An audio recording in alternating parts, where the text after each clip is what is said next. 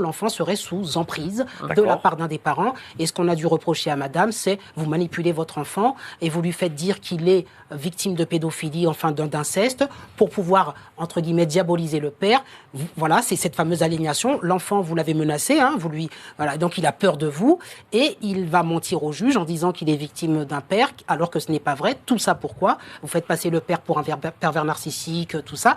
Tout ça pourquoi? Pour obtenir la garde de l'enfant. Donc, vous manipulez l'enfant. Donc, en gros, ça serait une forme de manipulation qu'on reprocherait à madame. Vous me confirmez, oui, c'est ça? Tout à fait, c'est exactement ça. Et donc, voilà, on marche un peu sur la tête, parce que faut quand même être tordu. Moi, je pense souvent de penser que ce syndrome d'annihilation pourrait concerner des mères qui iraient inventer une histoire aussi dégueulasse. Vous imaginez aller accuser, même si vous détestez un homme, mais bon, d'aller accuser un homme d'inceste, de pédophilie, de pédocriminalité, tout ça, d'inventer des choses comme ça pour pouvoir avoir la garde d'un enfant. Je pense qu'il y a peut-être d'autres façons de faire. Voilà. Mais les juges parfois arrivent à croire ça. Alors donc moi, l'idée c'est de voir qu'il n'y a pas souvent quand même.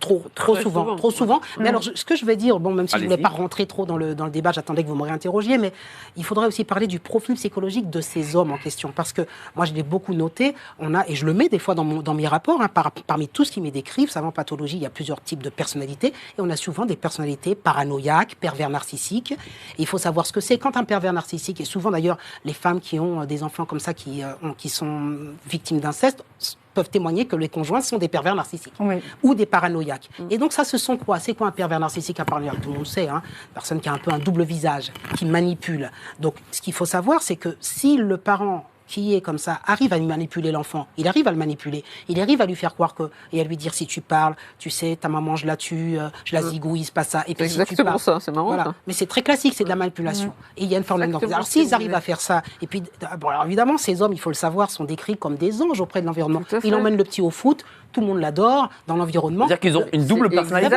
C'est ça. C'est exactement ça. C'est ce qui vous est arrivé, cher Dalila? Exactement, j'ai l'impression qu'il est en train de le décrire. C'est assez classique, malheureusement. C'est le profil. Mais malheureusement, la justice va croire ces hommes. C'est compliqué quand vous avez ce double visage. Ces hommes-là, je vous assure. Oui, mais vous, en tant que psychologue, est-ce que vous aidez, j'imagine, la juge? Je fais mon rapport. Et la justice, est-ce qu'elle va dans votre sens souvent ou pas? Moi, je fais des écrits. Après, je ne sais pas ce qu'ils en font. Et si vous êtes pertinent comme ça, je vous le dis. C'est-à-dire qu'en fait, la justice, elle vous demande juste un rapport et après, elle ne cherche pas à rentrer en contact avec vous pour savoir ce qu'elle va faire. Alors, j'ai deux cas. J'ai le cas où...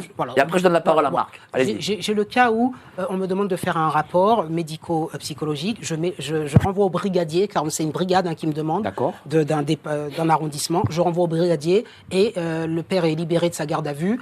Et ensuite, l'action judiciaire suit son cours, on ne revient pas vers moi, jusqu'à là. Donc je ne sais pas s'ils prennent en compte les paroles, mais moi j'essaie vraiment de dire les choses. D'abord, je dis que l'enfant est victime d'un impact traumatique, j'essaie de montrer comment. Il a un stress post-traumatique, vous savez ce que c'est. Je dis tout ce qui ne va pas chez l'enfant, il ne dort plus, il est machin, donc j'explique qu'il est impacté, donc ce n'est pas un affabulateur et qu'il a vraiment subi quelque chose. Donc ça, c'est déjà important. Et deuxièmement, après, d'après ce que me dit l'enfant, et c'est assez facile, quand l'enfant vous dit, il a mis toute la famille sur écoute, des choses comme ça, vous déduisez qu'il y a un profil de type un peu paranoïaque, tout ça. Donc ça, je l'écris. Bon, après, la justice en fait quelque chose. Mais il y a aussi le deuxième cas où il y a une injonction de soins, ça vous le savez aussi. Donc ces personnes viennent et tout ça. Et dans le cas de l'injonction de soins, je suis assez agréablement surpris que par moment, donc c'est des hommes qui effectivement ont commis des actes, que ce soit aussi violence conjugale, inceste et autres. Et donc ces hommes, ils viennent me voir, mais un peu à reculons. On les oblige à venir. Moi, je les reçois et je travaille avec eux à ça. J'essaie de leur faire prendre conscience de l'acte qu'ils ont commis. Et à ce moment-là, j'ai quand même eu l'agréable surprise d'avoir été appelé 2 fois récemment par des assistantes sociales, des juges, des personnes qui travaillent, pour me dire, alors, vous pensez réellement qu'après vous avoir vu 5 fois, 6 fois, 7 fois, cette personne peut arrêter le suivi avec vous et on peut lever un peu la mesure d'éloignement ou pas. Et donc, de suivre et de me dire ce que je pensais de la personne. Heureusement, moi, les cas que j'ai, parfois, sont assez plus soft que madame, parce que là, ce que vous dites, c'est terrible. Il n'y a pas de réseau, voilà. En 2 mots, puisque je vais bientôt rendre la parole, je crois qu'il faut aussi parler de réseau pédosataniste. On n'a pas parlé du mot, mais il faut aussi faire le parallèle avec la notion de secte. Et là aussi, c'est une autre psychologie. Moi, je voudrais bien essayer de répondre. On va en parler. Pourquoi on va en parler. Je donne la parole à Marc. Et puis, c'est très bien qu'il ait parlé de pédosataniste. Parce que on prend souvent les gens pour des fous lorsqu'on utilise ces mots.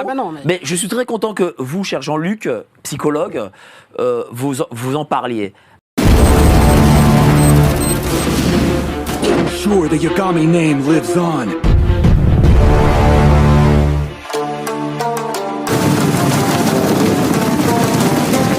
to the vending machine. I can be sure the Yagami name lives on.